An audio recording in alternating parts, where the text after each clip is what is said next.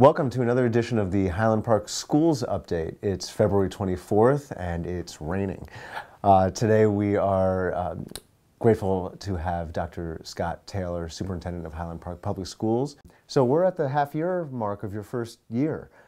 We have a new board, and you've achieved a lot of the short-term goals that I think you outlined when you came on board here. And for those at home, you can watch in the previous episode of the Highland Park Schools Update where Dr. Taylor outlined some of those short-term goals. I want to go through some of them. One of them was stabilizing your leadership team. Can you talk a little bit about that? Sure. So when I came on board, unfortunately, we had lost some key members of our leadership team, including the Director of Educational Services. That's the person responsible for special education, English language learning, and a host of other programs that help support the kids who need a lot of support. And after engaging the school community in a five-step process, we found our candidate, and Susie Boudin, our new Director of Ed Services, actually started last Tuesday. So that's an example of how we've been able to start to put the people in place who I need to be out in classrooms supporting students and teachers. Without that support, our teachers are on their own and our kids are on their own as well.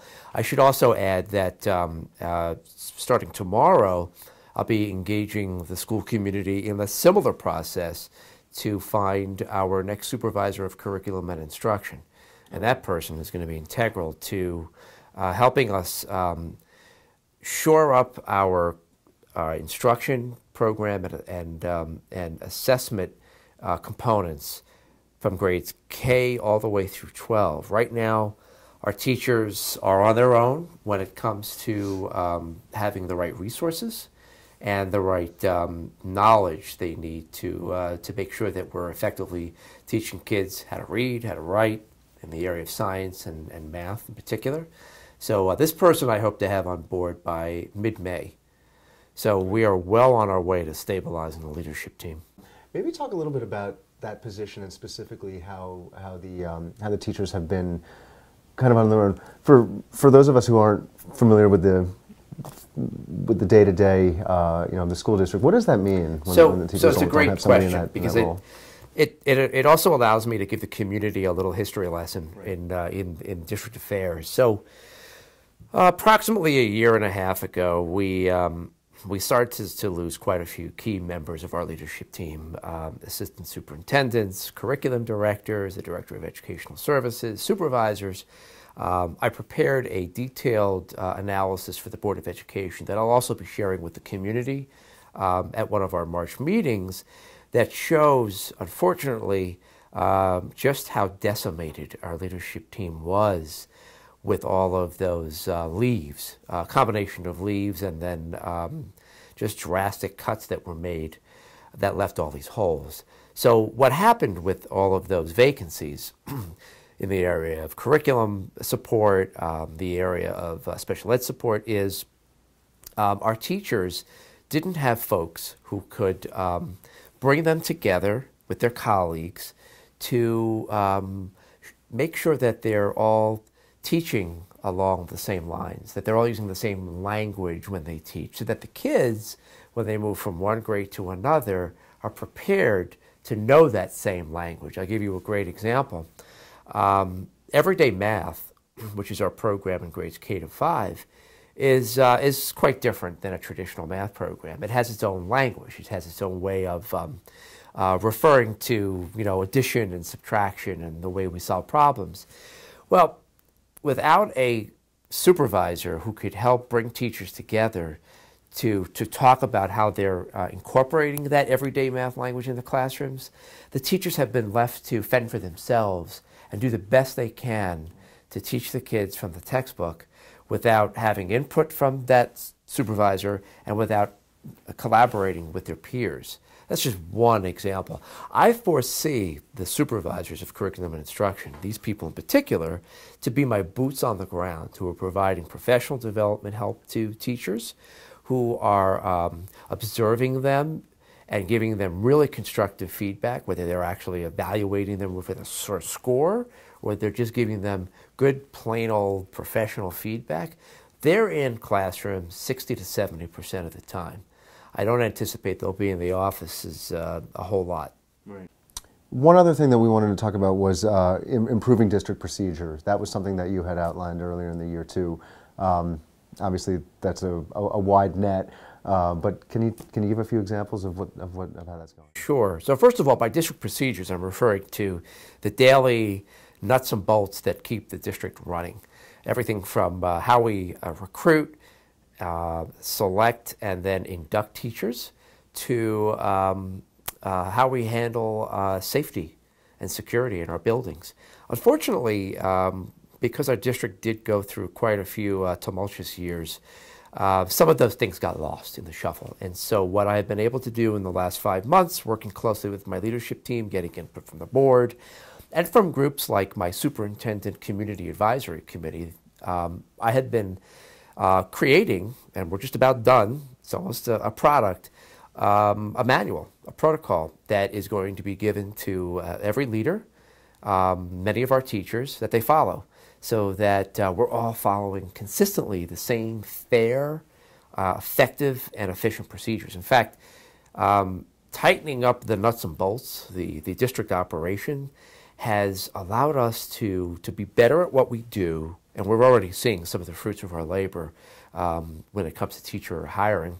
Better at what we do, and do it in less time, which frees us up to do the other things we need to do more effectively. And then, and I guess that kind of leads us to another priority of yours, and a big one was rebuilding trust within the community. Any objective observer, at the board meetings can see a collegial atmosphere. There's work getting done. Talk about some of the mechanisms that you've put into place that helped establish an institutional trust. Sure. So the district has developed several committees that do more than just serve as nice titles on a piece of paper, something we could say we do. We actually do use committees to affect change, and I'll point out some examples. So first I should say we've developed at least 5 committees that bring parents, members of the borough government, members of different religious groups and cultural groups together to make some really crucial decisions. In fact, I just met prior to our meeting here now with the District Strategic Planning Steering Committee, made up of folks like Bruce Morgan, our local NAACP chapter president. We have a member who's representing the Orthodox community, who serves on several boards of local synagogues, so on and so forth. And this group is plotting the course for us as a larger Highland Park community to develop a 5-year plan that's going to guide everything we do. We have other committees, including, as I mentioned a few minutes ago, the Superintendent's Community Advisory Committee that's made up of up to 31 parents split into 2 groups to make those groups more manageable. They have been developing action plans to address some of the short-term issues that I didn't identify when I arrived, because I just didn't know about those issues. Bringing those 31 parents in gives me a whole different perspective about things that I didn't even know we need to do better. For example, one of the Superintendent Community Advisory Committees is going to be tackling traffic safety. I wasn't aware that drop-off at the high school in the morning is kind of tough. There are certain turns people are making that are very difficult when you have kids crossing the street to get into the high school. We're looking at options like having the local police department come in and help us change the traffic pattern, just like we did at Irving several years ago. So that committee is working to effect change around things that I didn't even know needed to be changed. We also have several ad hoc committees. These are groups that are temporarily looking at issues that once that are addressed will be resolved and not need to be focused on as much anymore. One is going to be looking at how we are supporting transgender children in our community. That's called the Ad Hoc Committee for the transgender policy. And we have another ad hoc committee looking at discipline equity. That group is made up of members of Highland Park parents of students of color, as well as members of the leadership team here in the school district. We already met once. We have another meeting coming up next week. And our push is to make sure we improve the way we are working with students who are repeatedly suspended out of school, suspended in school. We're looking at restorative justice practices, really changing the way we discipline students. And just as importantly, we're looking at who we're disciplining. We are collecting data and looking at the data that shows if we are disciplining students of certain subgroups, Africans, Americans, Hispanics, special ed students, Asians, whites, differently. And we're going to tackle issues if they come up based on that data. So I think we talked about some of the short-term goals that you've achieved, kind of the building blocks that allow these bigger goals to take place. So what happens now? That's a great question. So while I anticipate that the remainder of my short-term goals, the work the ad hoc committees I mentioned are doing, are reached by June, by the end of this school year, I'm thinking ahead to the next 5 years. And that's where the strategic plan comes to play. And at our next meeting, you and I will talk more about the strategic plan, because right now we're in the planning phases of looking at a way we can align everything that happens in the school district, the way we develop a budget, the way we evaluate teachers, the way the board evaluates my performance as a superintendent. Everything that you could imagine that fits into making a district run needs to come together around a core strategy. And that's where the strategic planning process is going to come through. It's going to be a process that has, I'm hoping, hundreds of people, members of this community from all corners, whether they have kids in the school or not. Maybe they had kids at one time and now they don't. Maybe they have grandchildren in the schools.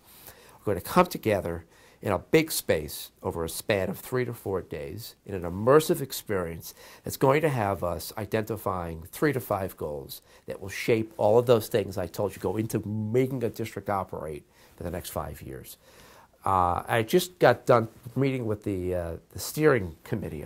We have 11 people on that committee who are helping to organize this process. And the last thing I said to them was, my aspiration for this whole process and for this steering committee to help us get to this aspiration is to make this the best strategic plan we've ever had anywhere, you've ever experienced. The one plan that actually is going to work for 5 years.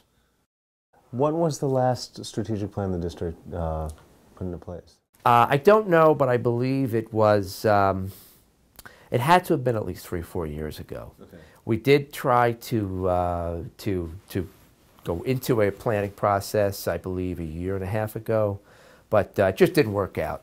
So we're looking at a restart. We're doing some different things this time around by having this steering committee that's made up of representatives of the different areas of the community, sects of the community. Mm-hmm. I think there'll be enough voices, enough stakeholder voices around the planning table that once we get involved in the bigger process, it'll be really authentic. It'll be really genuine, because I know that I will have by then addressed all the pitfalls that may have occurred had I not had a good group like I do helping me plan this thing. Yeah, yeah. I mean, and the reason why I ask is because, I mean, I think there's a general consensus that the last few years have seen some decision, before your time, have seen some decision making that took many by surprise, or were unexpected, or that the district had certain challenges that had been heretofore unknown, right? Will a new strategic plan better prepare the district to address challenges and obstacles in a steadier way? Well, I'll give you a couple of concrete examples of those challenges I think exist out there that we just haven't strategically rallied around. Right. One of them is the gap in not just the academic achievement between our haves and have-nots. If you look at some of the data, it's clear that the have-nots tend to be our lower income children. In many areas, children who are from different ethnic or racial backgrounds, and the kids who are the haves.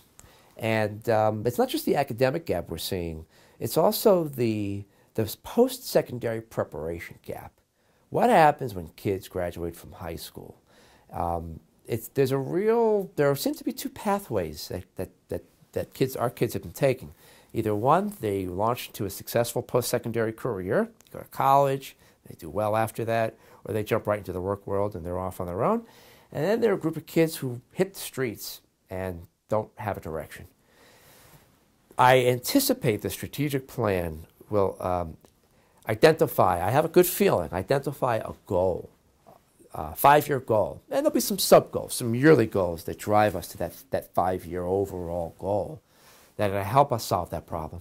In that case, in this example, the sub-goals might be, let's say in the first year, to identify through data what the gaps are. The second year goal might be to potentially change the way we group students in classes by ability, by background outside of ability, grades K to 12. In the third year, we'll build on that the fourth year and the fifth year. And so ultimately, by the fifth year, all of our action plans and those mini goals have led to achievement of the grand goal. We've narrowed the gap.